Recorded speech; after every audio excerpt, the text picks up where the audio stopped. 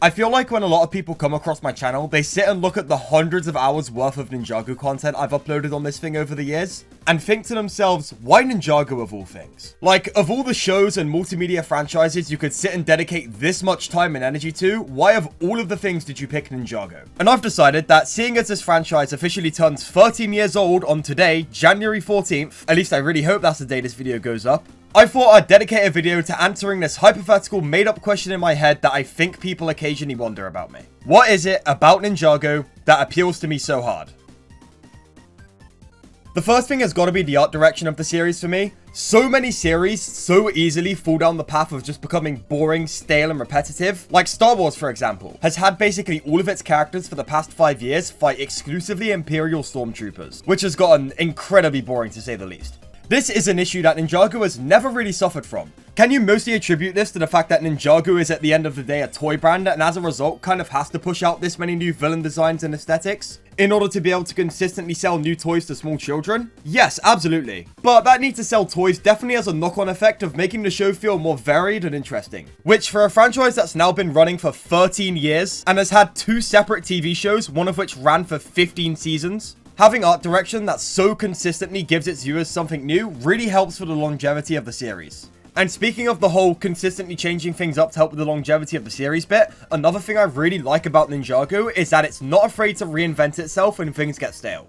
Whether it be the ninja getting visual redesigns in season 8 of the original show, to Dragon's Rising basically changing the whole foundation of Ninjago's world building and storytelling, Ninjago has always been trying to innovate itself and offer its viewers something new.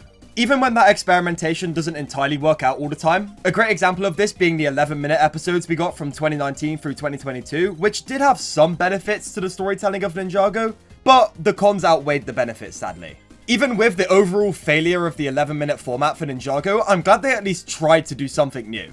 Changing to 11 minutes may have overall been a negative to the quality of the show's storytelling, but in a heartbeat, I would take a Ninjago that tries to innovate and build upon itself, even if it doesn't work out all of the time, over one that gets complacent, stops trying to improve, and gets stale any day. So yeah, even if these experiments don't entirely work out all of the time, I'm really happy that Ninjago is willing to try.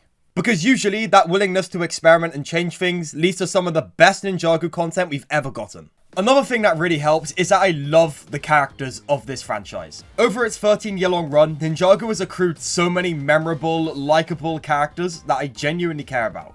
Characters whose struggles I can genuinely get invested in and care about, and want to see succeed by the end of the storyline. Whether it be main characters, side characters, or random stupid joke characters, Ninjago does all of these things really well in my opinion. And it's something that really consistently keeps me coming back to this show. Above everything else, the great animation, the world building, etc, etc, etc.